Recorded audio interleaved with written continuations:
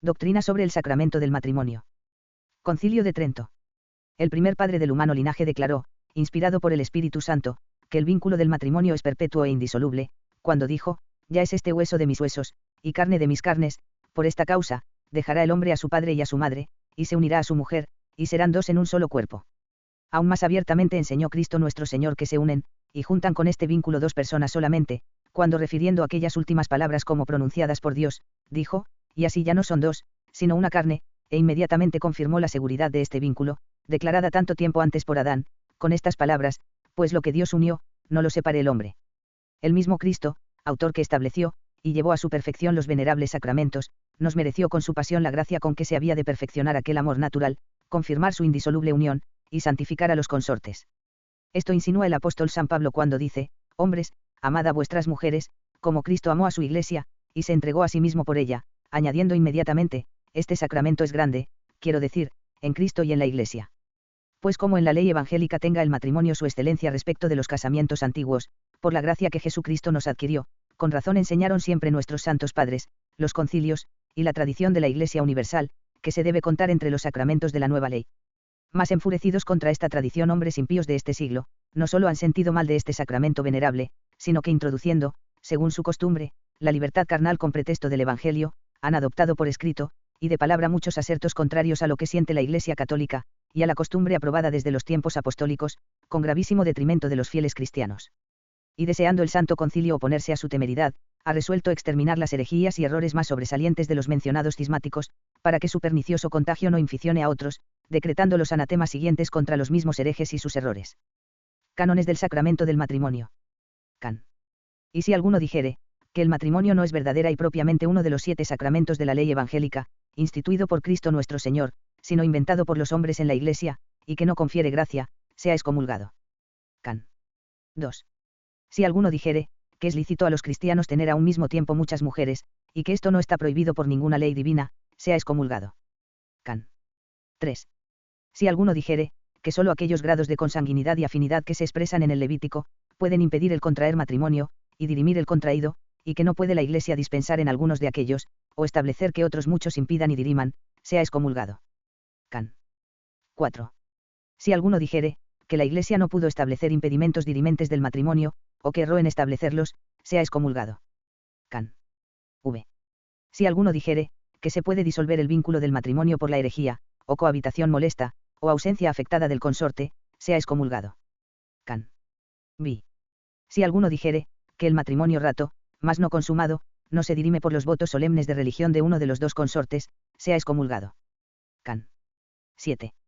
Si alguno dijere, que la Iglesia yerra cuando ha enseñado y enseña, según la doctrina del Evangelio y de los apóstoles, que no se puede disolver el vínculo del matrimonio por el adulterio de uno de los dos consortes, y cuando enseña que ninguno de los dos, ni aun el inocente que no dio motivo al adulterio, puede contraer otro matrimonio viviendo el otro consorte, y que cae en fornicación el que se casare con otra dejada la primera por adúltera, o la que, dejando al adúltero, se casare con otro, sea excomulgado.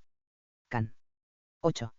Si alguno dijere, que yerra la Iglesia cuando decreta que se puede hacer por muchas causas la separación del lecho, o de la cohabitación entre los casados por tiempo determinado o indeterminado, sea excomulgado. Can. 9. Si alguno dijere, que los clérigos ordenados de mayores órdenes, o los regulares que han hecho profesión solemne de castidad, pueden contraer matrimonio, y que es válido el que hayan contraído, sin que les obste la ley eclesiástica, ni el voto, y que lo contrario no es más que condenar el matrimonio, y que pueden contraerlo todos los que conocen que no tienen el don de la castidad, aunque la hayan prometido por voto, sea excomulgado, pues es constante que Dios no lo rehúsa a los que debidamente le piden este don, ni tampoco permite que seamos tentados más que lo que podemos. Can. X. Si alguno dijere, que el estado del matrimonio debe preferirse al estado de virginidad o de celibato, y que no es mejor, ni más feliz mantenerse en él virginidad o celibato, que casarse, sea excomulgado. K. 11. Si alguno dijere, que la prohibición de celebrar nupcias solemnes en ciertos tiempos del año, es una superstición tiránica, dimanada de la superstición de los gentiles, o condenare las bendiciones, y otras ceremonias que usa la Iglesia en los matrimonios, sea excomulgado. Can. 12. Si alguno dijere, que las causas matrimoniales no pertenecen a los jueces eclesiásticos, sea excomulgado. Decreto de reforma sobre el matrimonio. Capi. Renuévase la forma de contraer los matrimonios con ciertas solemnidades, prescrita en el Concilio de Letrán. Los obispos puedan dispensar de las proclamas. Quien contrajere matrimonio de otro modo que a presencia del párroco, y de 2 o 3 testigos, lo contrae inválidamente. Aunque no se puede dudar que los matrimonios clandestinos, efectuados con libre consentimiento de los contrayentes, fueron matrimonios legales y verdaderos, mientras la Iglesia Católica no los hizo y ritos, bajo cuyo fundamento se deben justamente condenar, como los condena con excomunión el Santo Concilio, los que niegan que fueron verdaderos y ratos, así como los que falsamente aseguran, que son irritos los matrimonios contraídos por hijos de familia sin el consentimiento de sus padres, y que estos pueden hacerlos ratos o irritos, la Iglesia de Dios no obstante los ha detestado y prohibido en todos tiempos con justísimos motivos. Pero advirtiendo el Santo Concilio que ya no aprovechan aquellas prohibiciones por la inobediencia de los hombres, y considerando los graves pecados que se originan de los matrimonios clandestinos, y principalmente los de aquellos que se mantienen en estado de condenación, mientras abandonada la primera mujer, con quien de secreto contrajeron matrimonio, contraen con otra en público, y viven con ella en perpetuo adulterio, no pudiendo la Iglesia, que no juzga de los crímenes ocultos, ocurrirá tan grave mal, si no aplica algún remedio más eficaz, manda con este objeto, insistiendo en las determinaciones del Sagrado Concilio de Letrán, celebrado en tiempo de Inocencio III, que en adelante, primero que se contraiga el matrimonio, proclame el cura propio de los contrayentes públicamente por 3 veces, en 3 días de fiesta seguidos, en la Iglesia, mientras celebra la misa mayor, quiénes son los que han de contraer matrimonio, y hechas estas amonestaciones se pase a celebrarlo a la faz de la Iglesia. Si no se opusiere ningún impedimento legítimo, y habiendo preguntado en ella el párroco al varón y a la mujer, y entendido el mutuo consentimiento de los dos, o diga, yo os uno en matrimonio en el nombre del Padre, del Hijo y del Espíritu Santo, o use de otras palabras, según la costumbre recibida en cada provincia. Y si en alguna ocasión hubiere sospechas fundadas de que se podrá impedir maliciosamente el matrimonio, si preceden tantas amonestaciones, hágase solo una en este caso, o a lo menos celébrese el matrimonio a presencia del párroco, y de 2 o 3 testigos. Después de esto, y antes de consumarlo, se han de hacer las proclamas en la Iglesia, para que más fácilmente se descubra si hay algunos impedimentos, a no ser que el mismo ordinario tenga por conveniente que se omitan las mencionadas proclamas, lo que el Santo Concilio deja a su prudencia y juicio. Los que atentaren contraer matrimonio de otro modo que a presencia del párroco, o de otro sacerdote con licencia del párroco, o del ordinario, y de 2 o 3 testigos, quedan absolutamente inhábiles por disposición de este Santo Concilio para contraerlo aún de este modo, y decreta que sean irritos y nulos semejantes contratos, como en efecto los irrita y anula por el presente decreto. Manda además, que sean castigados con graves penas a voluntad del ordinario, el párroco, o cualquiera otro sacerdote que asista a semejante contrato con menor número de testigos, así como los testigos que concurran sin párroco o sacerdote, y del mismo modo los propios contrayentes. Después de esto, exhorta el mismo Santo Concilio a los desposados, que no habiten en una misma casa antes de recibir en la Iglesia la bendición sacerdotal, ordenando sea el propio párroco el que dé la bendición, y que solo éste o el ordinario puedan conceder a otro sacerdote licencia para darla, sin que obste privilegio alguno, o costumbre, aunque sea inmemorial, que con más razón debe llamarse corruptela. Y si el párroco, u otro sacerdote, ya sea regular ya secular, se atreviere a unir en matrimonio, o dar las bendiciones a desposados de otra parroquia sin licencia del párroco de los consortes, quede suspenso ipso jure, aunque alegue que tiene licencia para ello por privilegio o costumbre inmemorial, hasta que sea absuelto por el ordinario del párroco que debía asistir al matrimonio, o por la persona de quien se debía recibir la bendición. Tenga el párroco un libro en que escriba los nombres de los contrayentes y de los testigos, el día y lugar en que se contrajo el matrimonio, y guarde él mismo cuidadosamente este libro. Últimamente exhorta el Santo Concilio a los desposados que antes de contraer o a lo menos 3 días antes de consumar el matrimonio, confiesen con diligencia sus pecados, y se presenten religiosamente a recibir el Santísimo Sacramento de la Eucaristía. Si algunas provincias usan en este punto de otras costumbres y ceremonias loables, además de las dichas, desea ansiosamente el Santo Concilio que se conserven en un todo. Y para que lleguen a noticia de todos estos tan saludables preceptos, manda a todos los ordinarios, que procuren cuanto antes puedan publicar este decreto al pueblo, y que se explique en cada una de las iglesias parroquiales de su diócesis, y esto se ejecute en el primer año las más veces que puedan, y sucesivamente siempre que les parezca oportuno. Establece en fin que este decreto comience a tener su vigor en todas las parroquias a los 30 días de publicado, los cuales se han de contar desde el día de la primera publicación que se hizo en la misma parroquia. Cap. 2. ¿Entre qué personas se contrae parentesco espiritual? La experiencia enseña, que muchas veces se contraen los matrimonios por ignorancia en casos vedados, por los muchos impedimentos que hay, y que o se persevera en ellos no sin grave pecado, o no se dirimen sin notable escándalo. Queriendo, pues, el Santo Concilio dar providencia en estos inconvenientes, y principiando por el impedimento de parentesco espiritual, establece que solo una persona, sea hombre o sea mujer, según lo establecido en los sagrados cánones, o a lo más un hombre y una mujer sean los padrinos de bautismo, entre los que y el mismo bautizado, su padre y madre, solo se contraiga parentesco espiritual, así como también entre el que bautiza y el bautizado, y padre y madre de éste. El párroco antes de aproximarse a conferir el bautismo, infórmese con diligencia de las personas a quienes pertenezca, a quien o quienes eligen para que tengan al bautizado en la pila bautismal, y solo a este, o a estos admita para tenerle, escribiendo sus nombres en el libro, y declarándoles el parentesco que han contraído, para que no puedan alegar ignorancia alguna. Mas si otros, además de los señalados, tocaren al bautizado, de ningún modo contraigan estos parentesco espiritual, sin que obsten ningunas constituciones en contrario. Si se contraviniere a esto por culpa o negligencia del párroco, castíguese este a voluntad del ordinario. Tampoco el parentesco que se contrae por la confirmación se ha de extender a más personas que al que confirma, al confirmado, al padre y madre de éste, y a la persona que le tenga, quedando enteramente removidos todos los impedimentos de este parentesco espiritual respecto de otras personas. Cap. 3. Restríngese a ciertos límites el impedimento de pública honestidad.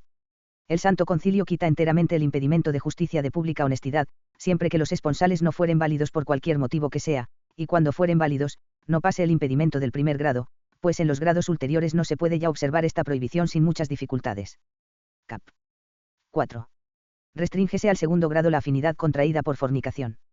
Además de esto, el Santo Concilio, movido de estas y otras gravísimas causas, restringe el impedimento originado de afinidad contraída por fornicación, y que dirime al matrimonio que después se celebra, a solo aquellas personas que son parientes en primero y segundo grado. Respecto de los grados ulteriores, establece que esta afinidad no dirime al matrimonio que se contrae después. Cap. V. Ninguno contraiga en grado prohibido, y con qué motivo se ha de dispensar en estos. Si presumiere alguno contraer a sabiendas matrimonio dentro de los grados prohibidos, sea separado de la consorte, y quede excluido de la esperanza de conseguir dispensa, y esto ha de tener efecto con mayor fuerza respecto del que haya tenido la audacia no solo de contraer el matrimonio, sino de consumarlo. Mas si hiciese esto por ignorancia, en caso que haya despreciado cumplir las solemnidades requeridas en la celebración del matrimonio, quede sujeto a las mismas penas, pues no es digno de experimentar como quiera la benignidad de la Iglesia, quien temerariamente despreció sus saludables preceptos.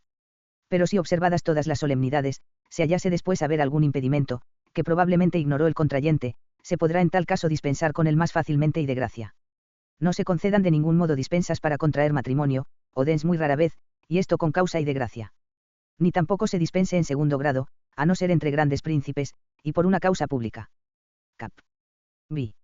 Se establecen penas contra los raptores. El Santo Concilio decreta, que no puede haber matrimonio alguno entre el raptor y la robada, por todo el tiempo que permanezca ésta en poder del raptor. Mas si separada de éste, y puesta en lugar seguro y libre, consintiere en tenerle por marido, téngala éste por mujer, quedando no obstante excomulgados de derecho, y perpetuamente infames, e incapaces de toda dignidad, así el mismo raptor, como todos los que le aconsejaron, auxiliaron y favorecieron, y si fueren clérigos, sean depuestos del grado que tuvieren. Este además obligado el raptor a dotar decentemente, a arbitrio del juez, la mujer robada, ora case con ella, ora no. Cap. 7. En casar los vagos se ha de proceder con mucha cautela. Muchos son los que andan vagando y no tienen mansión fija, y como son de perversas inclinaciones, desamparando la primera mujer, se casan en diversos lugares con otra, y muchas veces con varias, viviendo la primera. Deseando el Santo Concilio poner remedio a este desorden, amonesta paternalmente a las personas a quienes toca, que no admitan fácilmente al matrimonio esta especie de hombres vagos, y exhorta a los magistrados seculares a que los sujeten con severidad, mandando además a los párrocos, que no concurran a casarlos, si antes no hicieren exactas averiguaciones, y dando cuenta al ordinario obtengan su licencia para hacerlo. Cap. 8. Graves penas contra el concubinato. Grave pecado es que los solteros tengan concubinas, pero es mucho más grave, y cometido en notable desprecio de este grande sacramento del matrimonio, que los casados vivan también en este estado de condenación, y se atrevan a mantenerlas y conservarlas algunas veces en su misma casa, y aun con sus propias mujeres. Para ocurrir, pues, el Santo Concilio con oportunos remedios a tan grave mal, establece que se fulmine excomunión contra semejantes concubinarios, así solteros como casados, de cualquier estado, dignidad o condición que sean, siempre que después de amonestados por el ordinario aun de oficio, por 3 veces, sobre esta culpa, no despidieren las concubinas, y no se apartaren de su comunicación, sin que puedan ser absueltos de la excomunión, hasta que efectivamente obedezcan a la corrección que se les haya dado. Y si despreciando las censuras permanecieren 1 año en el concubinato, proceda el ordinario contra ellos severamente, según la calidad de su delito. Las mujeres, o casadas o solteras, que vivan públicamente con adúlteros, o concubinarios, si amonestadas por 3 veces no obedecieren, serán castigadas de oficio por los ordinarios de los lugares, con grave pena, según su culpa, aunque no haya parte que lo pida, y sean desterradas del lugar, o de la diócesis, si así pareciere conveniente a los mismos ordinarios, invocando, si fuese menester, el brazo secular, quedando en todo su vigor todas las demás penas fulminadas contra los adúlteros y concubinarios. Cap. 9. Nada maquinen contra la libertad del matrimonio los señores temporales, ni los magistrados. Llegan a cegar muchísimas veces en tanto grado la codicia, y otros afectos terrenos los ojos del alma a los señores temporales y magistrados, que fuerzan con amenazas y penas a los hombres y mujeres que viven bajo su jurisdicción, en especial a los ricos, o que esperan grandes herencias, para que contraigan matrimonio, aunque repugnantes, con las personas que los mismos señores o magistrados le señalan. Por tanto, siendo en extremo detestable tiranizar la libertad del matrimonio, y que provengan las injurias de los mismos de quienes se espera la justicia, manda el Santo Concilio a todos, de cualquier grado, dignidad y condición que sean, so pena de excomunión, en que han de incurrir ipso facto, que de ningún modo violenten directa ni indirectamente a sus súbditos, ni a otros ningunos, en términos de que dejen de contraer con toda libertad sus matrimonios. Capx. Se prohíbe la solemnidad de las nupcias en ciertos tiempos. Manda el Santo Concilio que todos observen exactamente las antiguas prohibiciones de las nupcias solemnes o velaciones, desde el adviento de nuestro Señor Jesucristo hasta el día de la Epifanía, y desde el día de ceniza hasta la octava de la Pascua inclusive.